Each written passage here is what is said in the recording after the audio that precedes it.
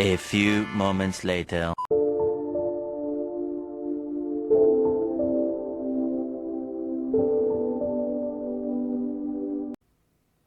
Hi there everyone, welcome back.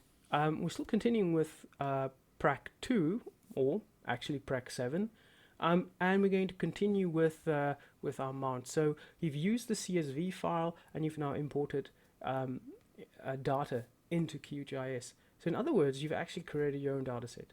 What we're going to do now is we're going to do the second part of this practical. So as you can see, we've got obviously it says pull boxes. I've taken those out. I don't really want them. I've also got the boundary for my line historic. I don't like this color because obviously Suffolk is not brown. It's not in the desert, so I'm just going to make it a nice green. All right, because obviously it's Suffolk. If it was a desert, I would happily have kept the brown color. The mounts I'm also not happy with. I don't want to keep them as purple bits because they are important. I want to be able to, I want to know that they are there, so I'm going to make them into little red stars for now. So if you look at it, you know, okay, those are the mounts. Those are the archaeological sites that are of importance. So go to data, and then here we have a whole set of information that I want to add. And you'll notice it's a very eclectic mixture of different data, named places, railway stations, etc., etc. I open that and I add them. So essentially this is what you'll end up with. And I'm not going to go any further than this because I don't want to give too much away.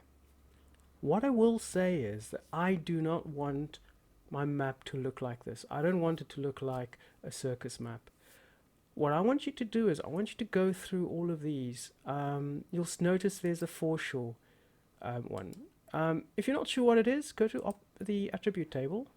And sometimes the attribute table will actually tell you what they are. So for instance, functional site, if I go to the attribute table, it will tell me what they are. So we know there's a church, it's education, a primary education, there's even a road transport, there's even a hospital. So these buildings have meaning.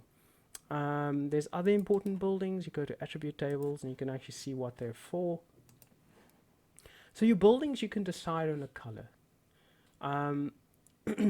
These ones, as I've already mentioned, your polygons, you want to have your polygons at the bottom, but you also want to make sure that you don't take, for instance, the building, this one here, and put it right at the bottom or underneath this one. Remember, this one is the big polygon. It's the polygon that's going to overshadow all the other polygons.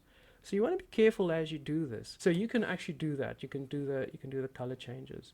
The other thing I'm just quickly going to do is I'm going to do woodlands quickly. Vine. Right, so now I know that those are my woodlands. The other one I'm quickly going to change for you, for your benefit, and I'm not going to do anything more than that, is I'll just say that is a river, unless it's a river in a very polluted area. It's highly unlikely that it's going to be green. So definitely think about what color your river should be. This purple area here is not water, that is a floodplain.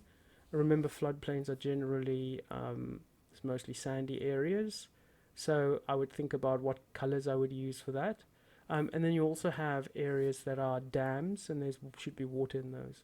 So that is where I'm going to leave practical 7. And you're going to have to spend some time putting all of this together in some form and making sure that everything makes sense and making sure that it looks professional.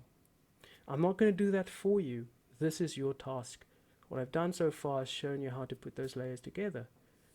My only advice still is to make sure that you keep an eye on what these different polygons are and then to actually move them accordingly. Alright, so that's the end of Practical 7's video. Hope you enjoyed them. I don't know why why the greens come up as black. This is just one of those things about OBS that I don't understand. Um, but yes, this is black. This black piece is actually green. This is just OBS being very, very strange. But this here, which is green, well, the river here is green for some reason. It comes up as black. But obviously you're going to change those colors and you're going to make those colors look more realistic. Right, so I'm going to stop here for practical 7, and I want you to make your map look professional. Okay, thanks. Thanks, everyone.